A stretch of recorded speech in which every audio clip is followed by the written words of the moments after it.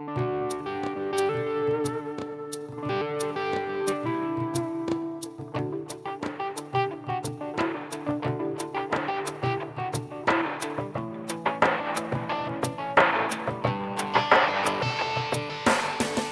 back to Restless. I'm Father Joseph Gill, along with Lauren and Paul, as together we seek the face of Christ restlessly in today's mixed up and crazy world.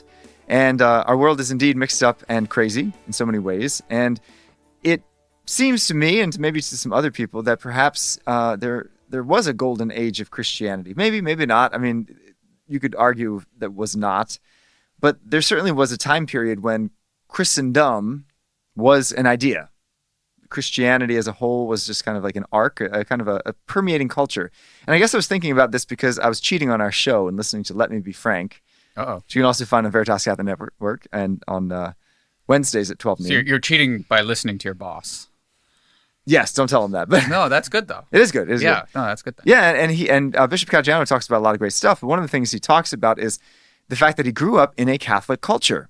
And he talks about, living in Brooklyn in the 1950s and 60s, there were processions and there were feast days and everybody knew was Catholic. You didn't know anybody that wasn't. And you didn't say what neighborhood you're from. You said what parish you belonged to, because everybody in that area was Catholic. And that seems like a wonderful time to grow up. Seems like a great experience. Was there a golden age of Christianity? Was there a Christendom, whether it was in this country or just like looking at the broad scope of history, high Middle Ages? I don't know. Do you think that there was a Christendom? Well, I would say that we're living in Christendom now by the virtue that it is the age of the church, right? So you have like three major segments, right? Well, actually four, I guess. You have pre-Abraham, right? And then you have the Jewish time, and then you have the time when Jesus is actually here, a very short period, but meaningful, I would say. And then one might say, yeah. And then the time of the church. And so we're living in the time of the church. So we're living in Christendom, whether folks recognize it or not. So that's kind of I would say that's kind of a definition way of looking at it. But I think you're talking about a cultural Christendom. Yeah. Which is different. So I think we could be rest assured that we are living in Christendom. Like we are living in Christendom, but maybe I don't like your definition of Christendom. Well, that's what it is. Just the fact it's the age of the church. I mean, it is, but the church seems very small and very insignificant right now, which it did not 70 years ago. Yeah, I guess. I mean, it's actually grown, which is technically in the world. The church continues to grow. Yeah, so yes, that's true. And just not here. And that is one of the hard things that's important to make a shift, I think, is that Christendom is not the same thing as Western civilization. Correct. It's actually gone, and the borders and the extended borders of Christendom compared to Western civilization is actually where it's growing the quickest, particularly Western Africa. Right. Africa, South America, these places that really have not been shaped by the Greco-Roman culture, by the kind of the traditional, as it were, Western culture, quote unquote. So, yeah, okay, so there's a Christendom, I suppose, in some parts of the world, maybe? Yeah. But not in the West. So when did we have it? Was the question. See, that's a great question, right? Some people would say it's from the fall of the Roman Empire to the Enlightenment. Yeah, maybe the Renaissance. Yeah, seven centuries there of, well, you have the early Middle Ages, you have Middle Ages, Middle Ages, and you have late Middle Ages. So I think folks generally consider late Middle Ages to be the golden period. It's when you had the emergence of St. Thomas Aquinas and Bonaventure and all these extremely influential theologians and philosophers that were reshaping the way that we think about theology by the influence of the Greco-Roman kind of philosophers and in integrating that with Western civilization as they knew it. Right. So I would say that that's probably, if you had to pick a time, and it was also somewhat, you were getting past like the worst parts of the plague, right? Because that's the Dark Ages, right? You had the plague, just like not great. A third of Europe is that's the understatement of the year, right? A third of Europe was mediocre. It's kind of meh, right? And then, but post the plague, you had an explosion, right? When you get into the Renaissance, because now you're past the plague, and they took all this stuff that was built up during the Middle Ages and became application, and then that led into the Enlightenment. So, is it the high mid? I don't know. I mean, the Middle Ages had its good and its bad. Like, I wouldn't say that it was like the best time to be a peasant. Or a serf, like that. I mean, you were Christian, which is good. Generally, the very faithful Christians at that time. But we've we had famines and hunger, and like we had lots of wars and lots of bloodshed during this period of time too. So yeah, it's hard to pick a point and say. That's why I say like we are living in Christendom, because we might look at today, the 2024, the mid 2020s, let's say, and say this could be a golden age of Christendom, or at least the Catholic Church. Like look at what we see in the media landscape. Look at how we're exporting. America at least is exporting Catholic media around the world, especially in English language speaking countries. Yeah, that's certainly true. Right. And you have like these conversions that are happening. I don't know, like I don't put too much emphasis in them, and I hope they're moving toward genuine, Christ. Yeah. Yeah. But you have Mark Wahlberg and others like that. I'm rolling my eyes for those who can't see. Right. But at least, it's stay prayed up. But like is that his phrase? Yeah. I Yeah. think so. On Okay. his Instagram shorts. Right, but I'm saying that there's something there. It's good influence though. Yeah, like it's not. So there's Mark something, Wahlberg? Right? I mean, he's talking about prayer. Yeah, he's on Hallow. You can encouraging pray with people Mark to Wahlberg pray. on Hallow. They don't sponsor us. They should. I'm sorry, I have an issue with Mark Wahlberg, in part because the movies he makes are so filthy. They used to be. They're absolutely. What has he made that's good?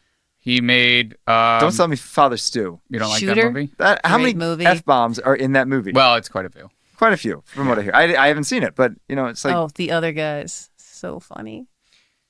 Okay, that's Oh. Mark I don't know. Wahlberg. We don't Yeah. need to go into. We don't need to go into I don't a know Mark part Wahlberg. that man. But So my point is that it's not. You had things like The Chosen and like Jonathan Rumi and all these people that. So you have there's something brewing right now. So we might look at today and say this is a golden age. Like so we have to. Harsh disagree. But Please. When you have Harsh the disagree. trans movement going as it has been, the satanic like trade shows, conventions popping up, people pushing for Satan After school in Satan clubs. their elementary schools, like Well, that's the thing. Like, there's so, certainly strong force for evil, So abortion. yeah, I definitely think there's a subculture in the church that is strong, certainly, without a doubt. I've been part of many organizations that are part of that subculture. But I think as a broader culture, as Lauren's pointing out, we are not No, a Christian we're not. culture, which we were 70 years ago. more than we are now, yeah. But my point is not that it wasn't more Christian before. It's just that whenever we look back, we always have to realize that there could have been things in the period that you're talking about where folks might have said this is not. Well, think about the 50s, right? We always say the 50s in the United States, like that was the time. Like you're talking about Bishop Caggiano in Brooklyn, and like my mom grew up in New Haven, a very similar thing. Everyone around her was Catholic, big families. They walked to church, they walked to school that was attached to the church, right? It's very like this thing, but also in the 40s and 50s, you had Racism. We had racism. No, we had terrible wars. Right. Yeah. We had the outbreak of communism, around the world, or not even not the outbreak, but the strengthening sure. of communism throughout the world. So yeah, we did. And then, if it was so strong, then we had like the sexual revolution in the 60s. So there's something there that's like not, and you had everyone was saying, especially in the late 50s, you had the emergence of like rock and roll, like devil's music, right? Right. And so That's what they say. yeah, and so you always have this undercurrent where the time you're living in. So I think it's important that we always keep in perspective that we are in this time that we're in now for a reason, and we have to live in it and like bring people to that's Christ. true. We can't turn back the clock. Right. And also with some things, like back to my last point, you see the pushback of sort of a lot of this so-called woke things in the culture. Now maybe it's temporary, but you do see there has been some movement on that. It's not as strong as it was, and so anyway, Hard to know. That's my hypothesis. But I guess that's a question that really kind of this whole episode's about, is that should we seek to reclaim a culture? Because I think a culture gives props to faith, props up a faith, right? Mm-hmm. The fact that you can grow up in a culture where you can walk to church, you grew up in a culture where, processions and feast days are a part of your everyday life, and you're thinking about, oh, today's the day of fasting, and this and that, and just these kind of things, they don't substitute for personal faith in Christ, but I think we need them, because to have faith when your everyday life is really kind of devoid of these external symbols is very, very difficult. Mm-hmm. So should we want our broader culture to take on a Christian worldview, or should we seek after a smaller kind of countercultural movement. Well, I think you have to almost like a ghetto. You almost have to do from like a Benedict option perspective. You almost have to do the latter to get to the former, right? Yeah. Right. So we have to seek to grow the Christian culture for sure. And I'm not downplaying that by my prior comments. Yeah. But the way you do that is you have to live it yourself. But is it even possible to shape our modern culture with more Christian values, or are we too far gone? Well, maybe not in our lifetimes, but I think if we move definitely possible. Sorry, yeah, definitely possible. And stop monopolizing the let's conversation. go broad. Let's go broad and convert the culture. Mm. And I totally agree. Living in community is what we're made for, and it makes living the faith so joyful and fun. So I think we're so blessed that we work in a Catholic environment. So every day we start with prayer. We sing the Salve at the end of the day. We celebrate feast days, right? I mean, there's daily mass offered. So, and if you're going to daily mass, you're much more in tune in what's happening, right, in the liturgical year. I think all those things are very important. They make the faith alive because so many Catholics who attend mass, I think, are still just sitting in the pew, not understanding what is going on, right? Yeah. They do it maybe because of obligation, or they know they should. But it's not very deep. So if you have the whole culture living this faith together, I think it would help people like deepen their faith. Right. But I would say that we, like, for example, both of us work at the same school, and we're blessed with a culture that's very countercultural to the rest of the world. So we have kind of like an outpost, which some people have often called, the ghetto. It's just kind of like we're certainly not changing. Are we changing the world, by having this great school and this, this community? I don't know if we are, and I don't know if we should make that our goal or our aim.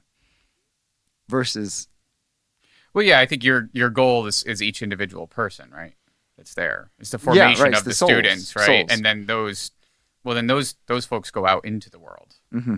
Like Cardinal Kung Academy did not exist it didn't exist a few years ago, but something like that didn't exist when I was young in the state of Connecticut. No, and it's growing more and more. It's growing, yeah. They're opening up. Good school right, but even a good Catholic community. Yeah, it's lacking important for a lot of people. And I think folks have realized that, and so there's communities popping up. But I think it's a great goal to change the culture.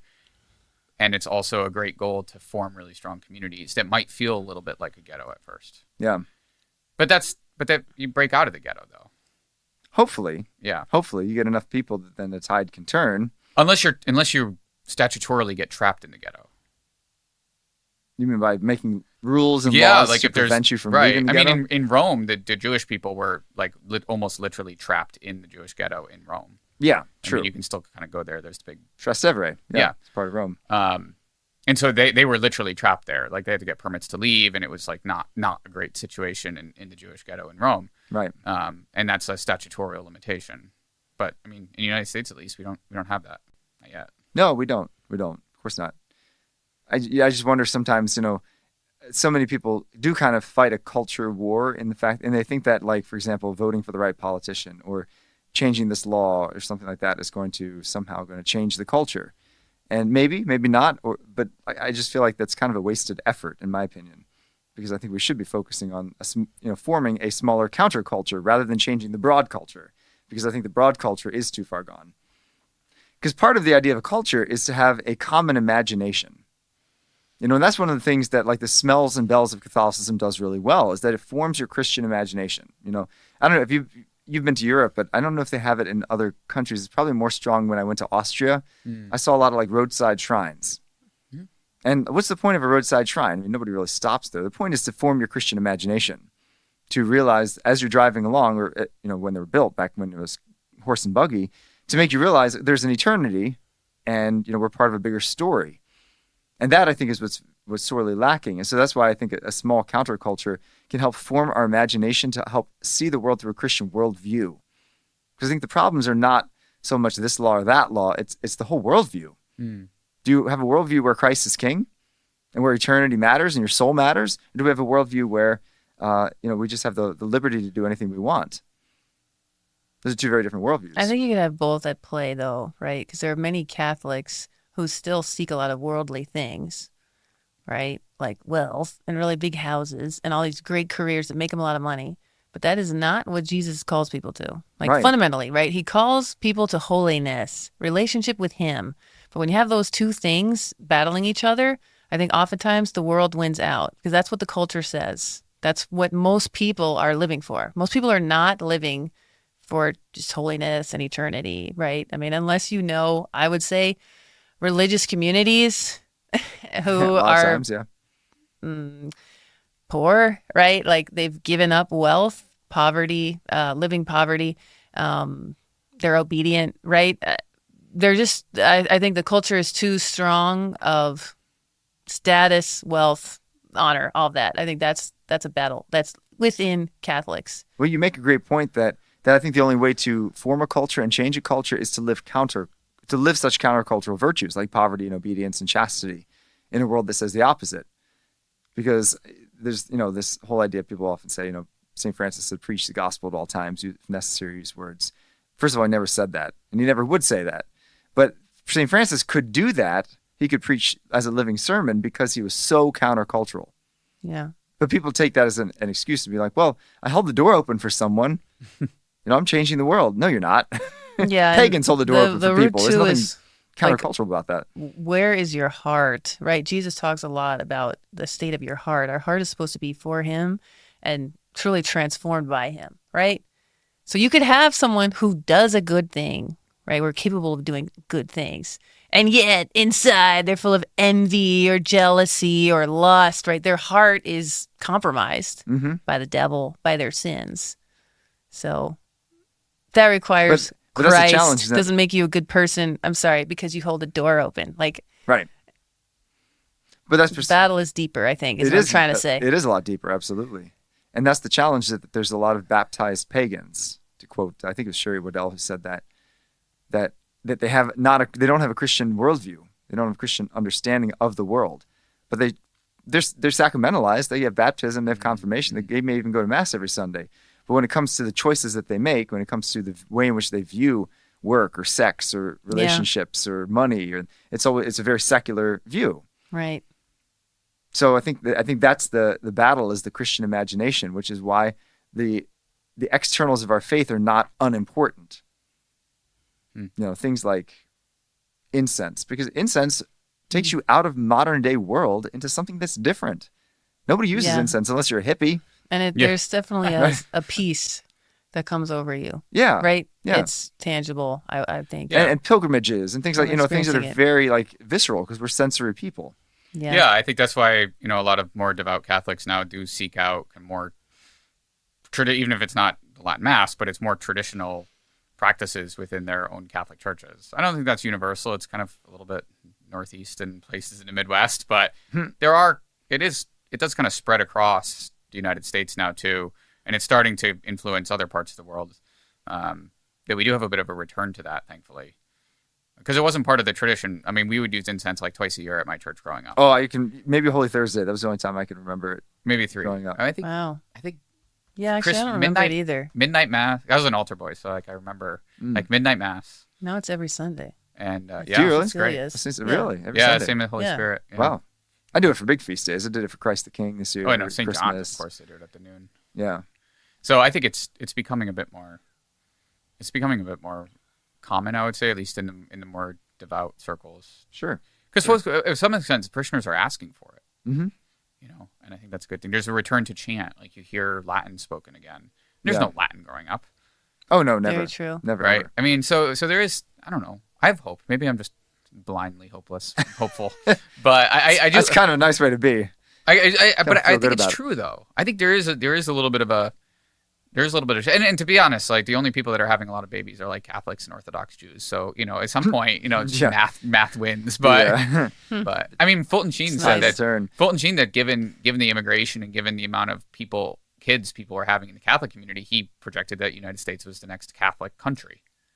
We're still a minority. It's the largest denomination of Christianity, but we're not 50% or close to it. Yeah. So, but I think it showed a little bit of that, what you were talking about. But I think Yeah, go on. So here's a question, because I think one of the really wrong-headed directions of the documents of Vatican II. Like I say, I think Vatican II is a wonderful thing.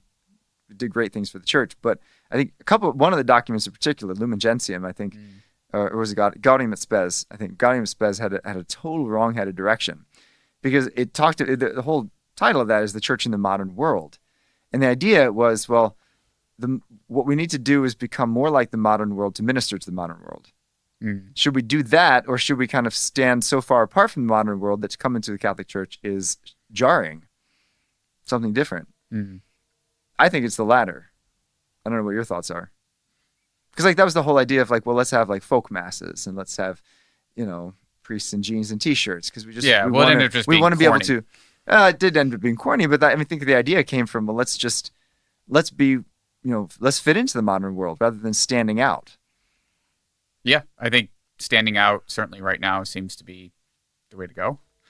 That's my opinion. But so you're saying being authentically Catholic is standing out versus adopting to modern culture and like trendy ways with the music and stuff. Yeah, music. I mean, not only of course in the interior we have to remain faithful to Christ, but like in the exterior too. Like how different should we be? For example, should a priest wear a cassock versus the black, just the black suit? Right. It seems like a small thing, but a cassock's significantly different because you don't see people in that. It's so jarring. Yeah. Well, I think I would look into the kind of the Hasidic Jewish population, and they do look different. When they walk around New York City or Stanford or wherever, and there's, I don't know, I'm kind of, I kind of give them a lot of credit for that. That they're willing to say, like, this is so important that I'm going to stand outside. I think, like, Jewish populations have done that over time, probably more than Catholic populations, because they haven't looked to claim a culture just based on their theology. Well, God was very specific in the Old Testament, and the reason he gave them 613 laws is because they needed to form a culture, right? They'd just come out of Egypt. They didn't know who they were. They spoke Egyptian. They talked like Egyptians. They walked like Egyptians. Sorry. Well, they were, and they were enslaved. And they were enslaved, right? So they didn't know who to be. So God was like, "Here's your hairstyle. Here's your clothing. Here's your diet. Like things that are going to really set you apart from the other nations, because that's how you were going to find your identity." Right. And it used to be, certainly back in the 50s and before, the Catholics had a very unique identity. Like the rest of the world knew us as fish eaters. Oh, right. Because we eat fish on Fridays, or this. We're known for our rosaries, and we're known for this and that. And when all that went away and we started to blend in, I think we did lose our values, because people were like, well, let's focus on the interior and not the exterior. But the two are so connected. I think you have to do both, yeah. Yeah. Well, it's generally like what's good for the soul is good for the body. What's good for the body is good for the soul. What's good for the mind is good for the body. It's good for the soul. So, because we're all like human. Right. We are human. We are an integrated person. And so the way we dress, the way we show ourselves externally to the world influences how we are potentially internally. Yeah. Right. And that's why we talk about modesty a lot and things like that. Definitely. Yeah. I've been reading Thomas Kempis's Imitation of Christ quite a bit. I reread it periodically. It's such a great spiritual book. Have you guys ever read it? No. Highly recommend it. Okay. But, he is certainly writing in his time. And one of the things he writes about is this idea of contemptus mundi, the contempt of the world. This idea that the world is, not something that we should embrace, but something that we should kind of seek to flee from in a sense. Yeah. And I think there's a balance there, right? Because the world is good in and of itself. But well, if the world is corrupting you, then you have to leave it, right? Yeah, that's fair. Because there's something you can only. We are human and we are sinners, so we have agency, but we also are temptable and can be influenced by others, by the devil. So, we have to flee from that if it's the case. Yeah. Yeah. So, like I said, I think when we say reclaiming Christendom, so I think that's more of my thing. So we are living in Christendom, but we have to reclaim it. It's like, no, this is ours. This is our thing. And I think there's some hope, right? I'm blindly hopeful. I think I'm a very hopeful person. So I would say that, for example, I heard this from some Catholic YouTuber person, but the fact that, so we tend to bemoan the secularization of Christmas, right? Presents and Christmas music and decorations and whatever, all the things. But at least we have the 25th off. By and large, throughout the country, people have December 25th off. Still, I hope. Yeah. Yeah, I hope. and people do. They do. Yeah, and so so because it falls near Hanukkah. But well, I mean, Jewish so it's the population holiday. is very, very small. But anyway, it is, but goodness, everybody gets Rosh Hashanah off. In this area, maybe you go outside of Jewish areas, there's no Rosh Hashanah. I don't know. In my town of Monroe, all the kids get Rosh Hashanah off, and I think there's like 5 Jewish people in the town. Like, it's so small. In any case, it's in Northeast and like maybe parts of like Chicago and Los Angeles. Like, that's fair. It's not as widespread as you might think. But anyway, but yeah, so I would say that we get the 25th off. That is like that's something you can see that people know that Easter is happening generally. It's actually less and less, which is sad.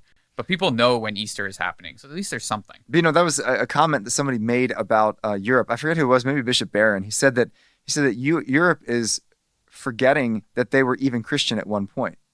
Right. There's one thing to reject Christianity and be like, yeah, I'm not into that, but now they're even forgetting that they ever were. Because the generations have passed on, and it's so against faith. And I've quoted this before, and I can't get the exact quote. I can't remember it, but it was something like, I think C.S. Lewis said, it was easier to evangelize in the 600s and 700s because it was all new. Now we're evangelizing a jaded culture that's heard echoes of it. Right. And they've rejected it. Yeah, where churches are museums. They're not churches. Yeah, I mean, they technically are churches, but... And the whole idea of Christianity is so ludicrous. Yeah. Like, it's not like they've never heard it. It's just they've heard it. And they never heard the fullness of it, probably, but... Right. So I fear... See, you're very hopeful. I'm kind of a little more pessimistic. And I fear I'm kind of an optimist. I fear we're heading that direction. Like, for example, when I teach confirmation class, one of the first...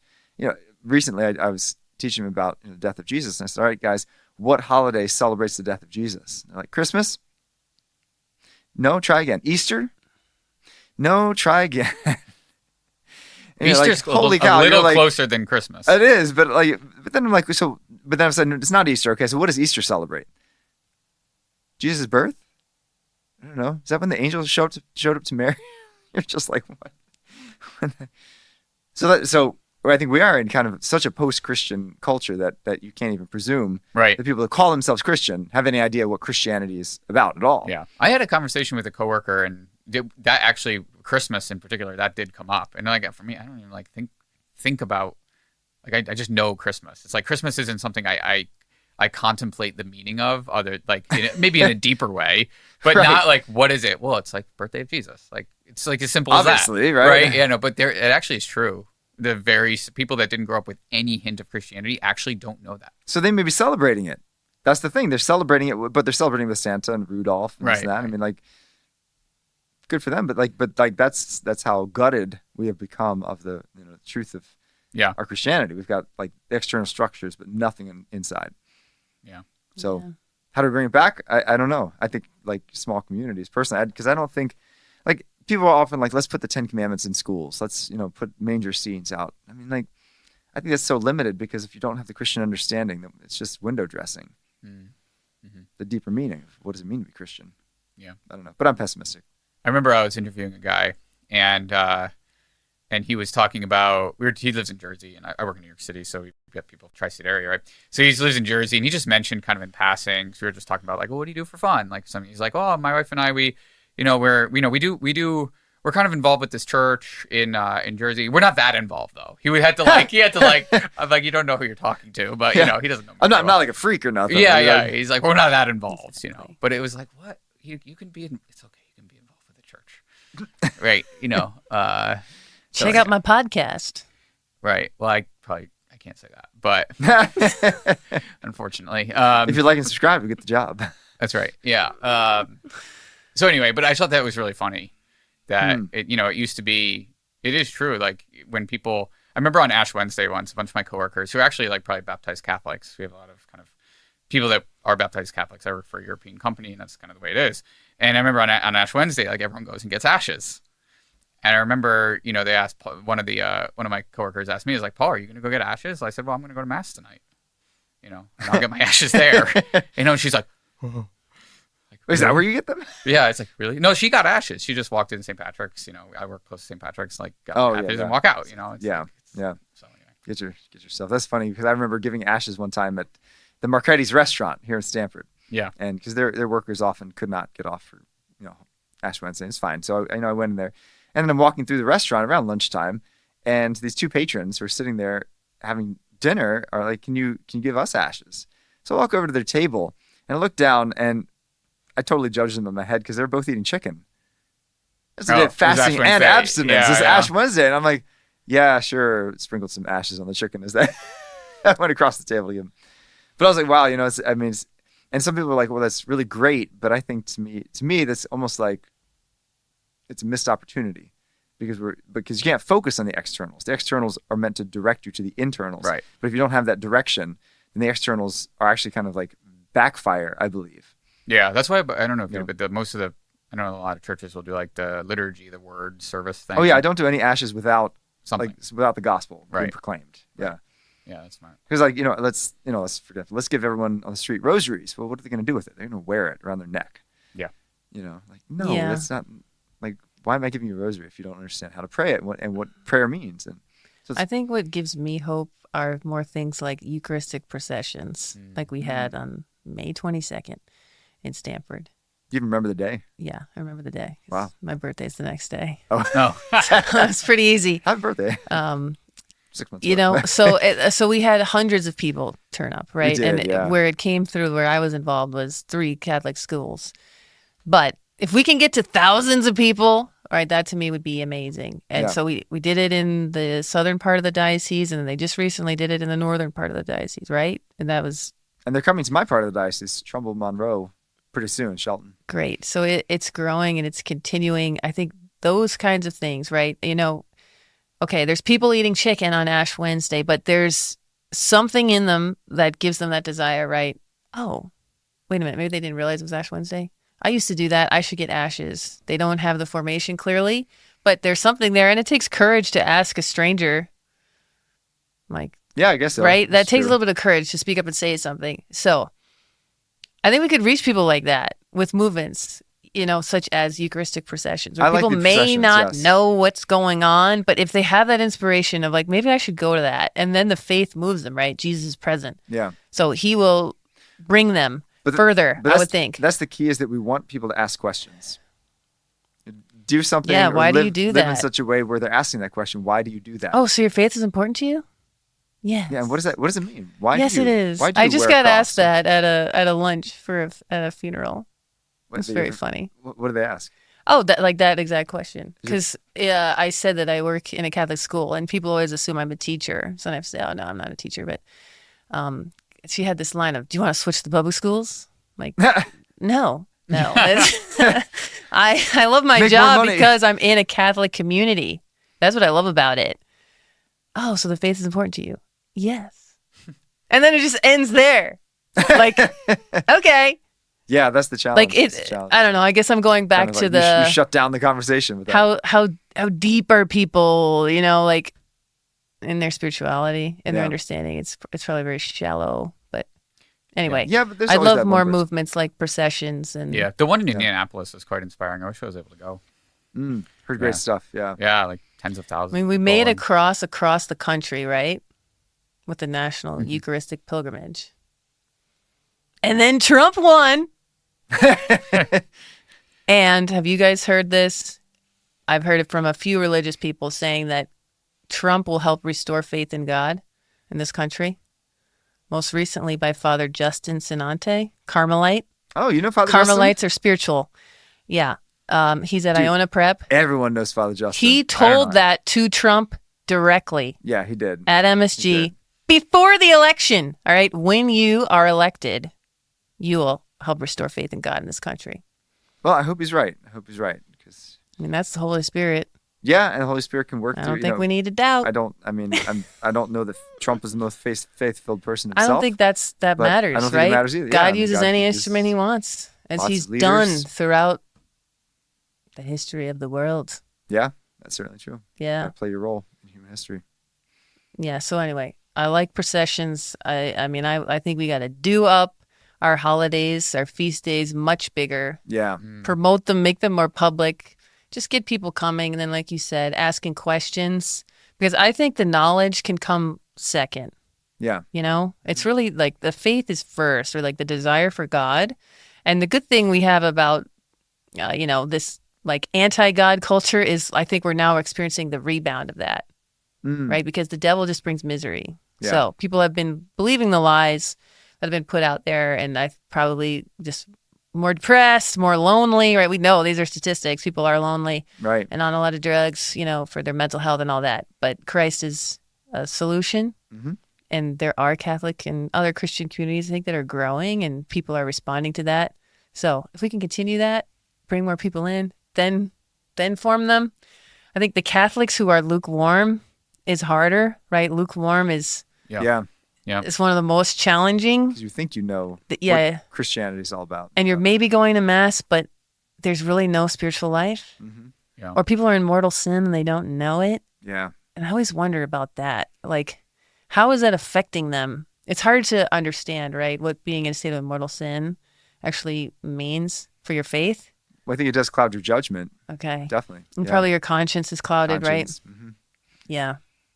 So that's harder to me, but I have hope. Yeah, so if you have all these people in the world kind of living this, as Lauren said, like living in sin just on a regular, but actually don't know it, and it clouds your judgment, it's like, wow, it's like no wonder we're in the spot we are, definitely. Culture. That being said, I'm still hopeful. But I do understand the kind of the depth of what we're going through right now. Yeah. Yeah. And it's like there's always an attraction to being countercultural for a subset of people. There's some people that don't want to be countercultural. They just want to be as much in whatever is in vogue as possible. But there's always a group of people that want to be countercultural. I want to be countercultural. Right. And that was a big draw for me even as a teenager. So I got more into my faith because if you want to rebel, don't do drugs. Don't drink. Everyone else is drinking and doing drugs. Right. Truly rebelling is turning to Christ. Yeah. And so we see that a little bit, I think. It's kind of, maybe not in the Christian sense, but it's kind of becoming more acceptable to be more conservative. That's definitely true. Oh, yeah. Yeah. That is definitely true. And I think there's something to that. Even in secular culture, there's I don't, but because it looks terrible, but, men are growing beards and doing things that are kind of stereotypically manly or masculine, right? May not be living any faith or anything like that, but there is something there, in the wider culture, and so maybe we can harness that, tap into it, and move people, maybe toward that, but also toward Christ. Amen. Yeah. Well, thanks for joining us in this episode of Restless. I suppose the summary is that we should always have hope because you guys are very hopeful, and that's a good thing. I'd say do your part. Be courageous. Speak about the faith. Yeah. And, the parts of the faith you're living in your everyday life.